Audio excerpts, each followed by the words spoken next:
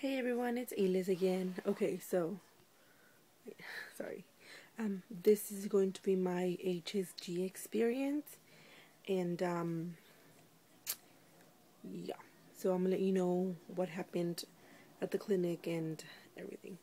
So this morning, I had my appointment for my HSG at 8 o'clock, but I was very late, as usual. You can expect that from me. Um, hmm. Um, I wasn't really trying to be late, but I was really late. My mom went with me because my husband had to work, and we left here like an hour before my appointment. But we live in Houston, and Houston has the worst traffic ever, and I freaking hate the traffic. Okay, wait, pause. If you guys see the change in color in my face, it's because I have the TV right in front of me, and when it changes, I don't know, when something happens, the colors change or whatever, and it reflects on my face, and then it shows off to you guys. So, yeah, excuse that. Anyways, back to the HSG experience. Yeah, see, like that. I had my appointment. I had my appointment at 8, but I was late because of traffic. Now, Houston has one of the worst traffics ever. And then once I'm driving, I'm gonna show you guys the traffic just so you guys can see how horrible it is. I couldn't videotape anything because I was the one driving, but I'll show you guys the traffic, especially early morning. It's horrible. Anyway, so I was late. I was like 20 minutes late. And then I went in, I signed in or whatever, and the lady said, well, since you're late, she can do your appointment because it takes about an hour. She can do it right after her 10 o'clock appointment. I was like, dang it. I was like, I'm not going to reschedule it. I'm just going to leave it. So I had to wait there in the little couch thingies.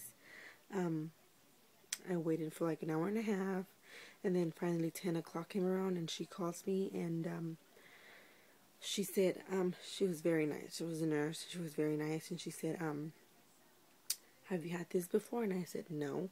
She's like, what all do you know about it? And I said that it hurts. Basically, that's all I said. I said that it hurts. And she's like, how do you know it hurts? I was like, well, I've done my research, and I've seen on the internet, and it hurts. A lot of people say that it hurts. And she's like, it doesn't really hurt. I don't know why a lot of people say it hurts. It doesn't really hurt. It's just like cramps, but like mild cramps, not like really bad cramps like I normally get. But that's it. So she said, okay, this is what we're gonna do. I sat down in a chair, and she sat like on the little stool thing. And this was the nurse. This wasn't really the doctor. This was just the nurse that was helping out the doctor. So she sat down on that little stool, and she said, okay, this is what we're gonna go through. The doctor's gonna insert a speculum or whatever that thing is called, and it's gonna open your vagina, and then he's gonna clean out your cervix. Yeah, your cervix with some soap or whatever, and then he's gonna insert this catheter, and then it's gonna go up your cervix and through your uterus, and then he's gonna inflate a balloon, and then he's gonna inject the dye.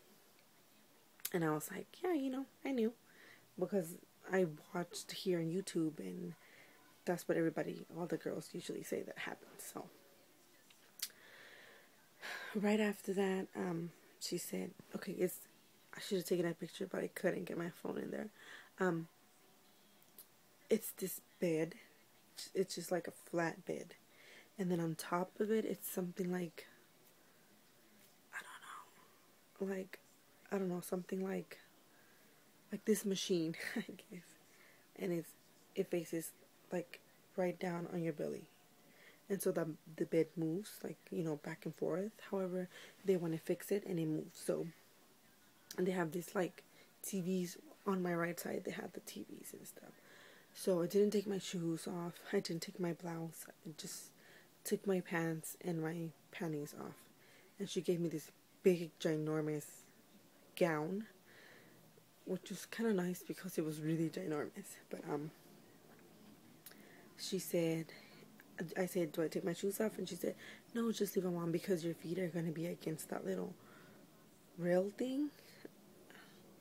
They weren't exactly up like when you go get a pap smear, like they're up in the sky. They were just pushing towards like the rail of the bed, I guess. I hope I'm explaining myself right. But yeah. Okay, so after the doctor came in and he said, have they explained to you everything that's happened?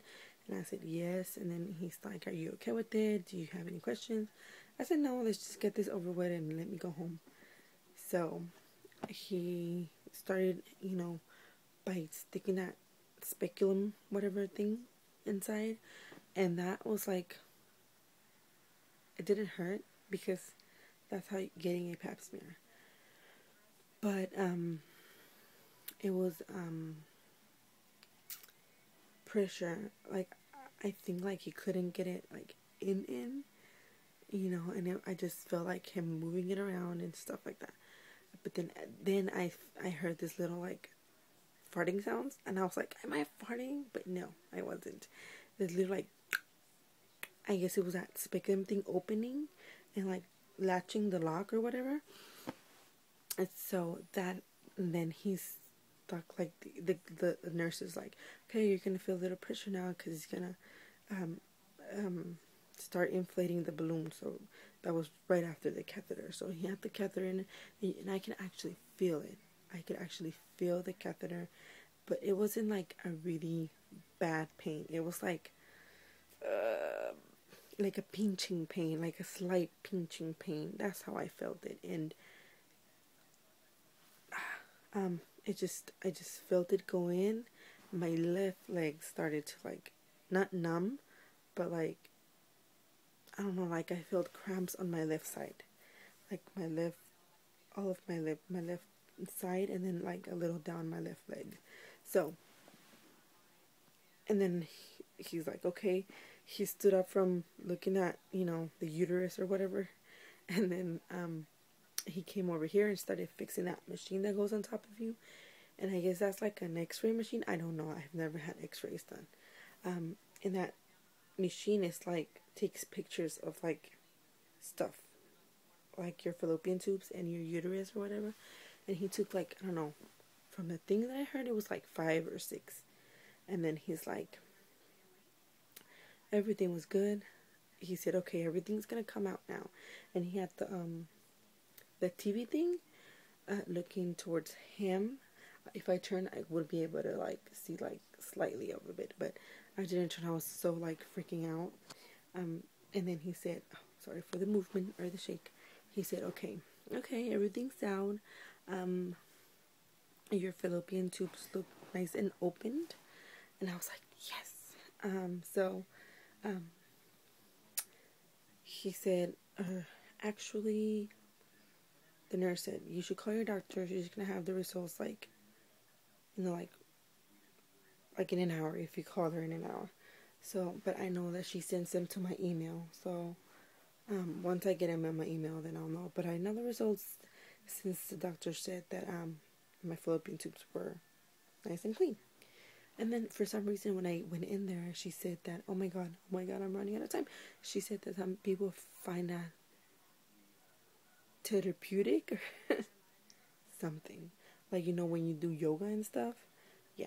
So, because sometimes they have a little blockage, and that's what allows, sperm to go blah, blah, blah, or whatever. Or not the sperm, but the egg to go into the, and get, stuff by the sperm. I don't know. Whatever.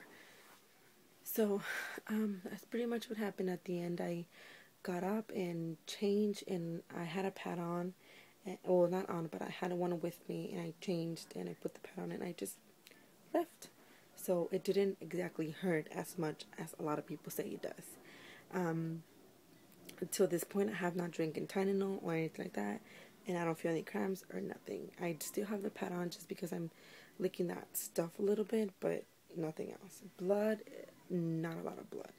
But I'll see you guys later. Bye.